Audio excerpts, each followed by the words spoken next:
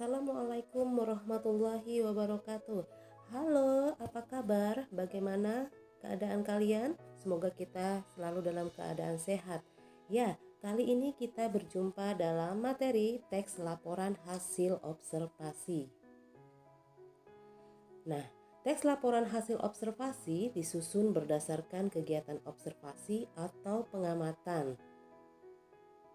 Sedangkan struktur teks LHO sendiri terdiri dari pernyataan umum, deskripsi bagian, dan deskripsi manfaat. Apa sih pernyataan umum? Nah, pernyataan umum atau klasifikasi merupakan bagian pembuka atau pengantar terhadap hal atau objek yang akan disampaikan. Sedangkan deskripsi bagian merupakan susunan kalimat yang menyampaikan gambaran secara terperinci mengenai bagian atau hal objek yang dijelaskan. Deskripsi manfaat menjelaskan bahwa setiap hal atau objek yang dijelaskan tentu memiliki manfaat atau fungsi dalam kehidupan. Nah, bagaimana dengan contoh pernyataan umum? Kita lihat, kelengkeng atau yang disebut dengan nama latin Dimmocarpus longan merupakan tanaman yang hidup pada iklim tropis. Tanaman asli Asia Tenggara ini telah banyak dibudidayakan baik pada skala rumahan ataupun skala perkebunan. Nah, yang seperti ini adalah contoh dalam pernyataan umum.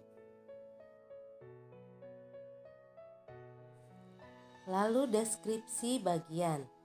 Tanaman kelengkeng merupakan tanaman pohon yang tingginya bisa mencapai 40 meter dan diameter batang mencapai 1 meter. Bentuk buahnya berumpun bulat-bulat, hampir kekuningan dengan biji coklat kehitaman. Namun, sekarang ada varietas baru dari jenisnya dengan kulit buah berwarna merah. Rasa buahnya manis dengan daging buah berwarna putih. Meski demikian, kelengkeng ini banyak jenisnya dengan ciri dan keunggulan masing-masing. Berdasarkan contoh deskripsi bagian tersebut, maka tentu jelas bahwa pada bagian tersebut menjelaskan bagaimana ciri-ciri sebuah pohon kelengkeng dengan menjelaskan dari bentuk buahnya, bentuk batangnya, dan sebagainya.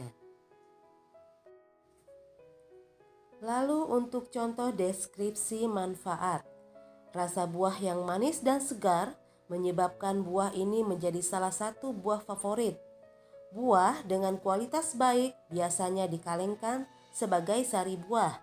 Kandungan vitamin dan nutrisi dalam buah dipercaya dapat meningkatkan daya tahan tubuh, menangkal efek radikal bebas, dan meredakan peradangan. Kandungan saponin dalam biji kelengkeng dapat digunakan sebagai bahan pembuatan sampo. Pada bagian deskripsi manfaat ini, jelas disampaikan apa-apa saja manfaat dari buah kelengkeng. Selain memakan dagingnya, juga buah kelengkeng dimanfaatkan pada bijinya, yaitu untuk pembuatan sampo. Perlu diperhatikan bahwa pernyataan umum disajikan dalam bentuk kalimat definisi. Bagaimana cirinya? Ciri kalimat definisi ditandai dengan adanya konjungsi, seperti konjungsi merupakan, adalah, ialah, yaitu, yakni. Kemudian perlu diperhatikan bahwa dalam teks laporan hasil observasi perlu diperhatikan mengenai kebahasaan teks.